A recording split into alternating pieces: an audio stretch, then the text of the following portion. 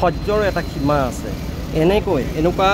এনেকুৱা লগা হৈছে আমি কেনেকুৱা এখন ঠাইত আমি বসবাস কৰি আছোঁ আজি বছৰ বছৰ ধৰি 2 নং ৰেল গেটৰ যিটো ফ্লাইঅভাৰ সেইটো সম্পূৰ্ণ হোৱা নাই বাকি যিখিনি ৰাস্তা আমাৰ আছিলে যিখিনি ৰাস্তা মেইন ৰাস্তা এটা দিছিলে PW আণ্ডাৰত যিটো ৰাস্তাৰ কাম চলি আছিলে সেই কামটো এনেকুৱা লেহেমীয়া গতিত চলি আছে এদিন কৰে 10 দিন নাই আৰু তেনেকৈ আজি চাওক স্কুল কলেজৰ পৰা আদি কৰি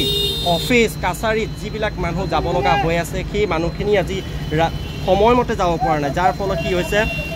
কলেজীয়া ছাত্ৰসকলৰ যিটো টাইমত গৈ উপস্থিত হ'ব লাগে ক্লাছ কৰিব লাগে সেই টাইমত গৈ তেওঁলোকে ক্লাছ কৰিব পৰা নাই আজি তাৰ বাবে জগৰীয়া কোনো জনপ্ৰতিনিধি কোনো ৱাৰ্ড কমিছনাৰে ইয়াত কোনো অংশ লোৱা মই দেখা নাই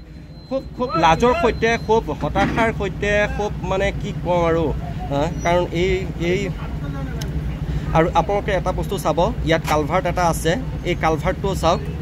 এফালে নাই আজি 3 মাহ 4 মাহ ধৰি এনেকেই কাটি পেনে পেলাই থৈ দিছে ইয়াত মাত্ৰ সৰু এখন অটো যাব পাৰে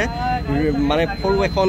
ই-ৰিক্সা যাব পাৰে এখন বাইক যাব পাৰে ডাঙৰ গাড়ী ইয়াৰ পৰা চলাচল কৰিব নোৱাৰে এনেকুৱা এটা জাগাত আমি বসবাস কৰি আছোঁ আচলতে লাজ লাগে আমাৰ